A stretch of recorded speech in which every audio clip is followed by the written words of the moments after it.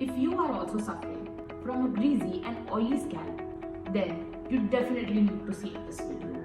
Overwashing your hair can lead to stripping your scalp of the natural oils and therefore forcing it to produce more and more oil, and therefore it becomes more and more greasy.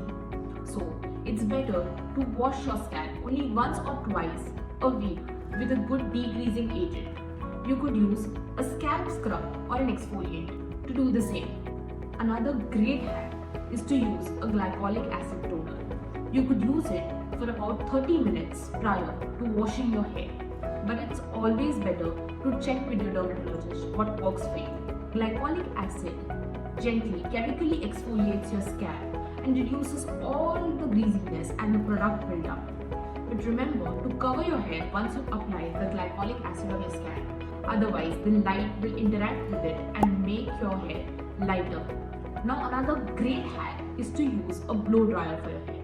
But wait, haven't you heard that blow drying is bad for your hair? No, that's a myth, and it's not bad for everyone.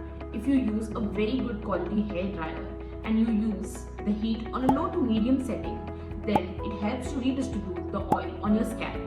Blow drying reduces oiliness by reducing prolonged dampness on your roots. Damp hair produces more and more oil, which gives you that greasy look. And evenly distributing the oil across your scalp, you will end up with lesser oily hair. Honestly, it's completely impossible to be oil free, but you can definitely keep it under control.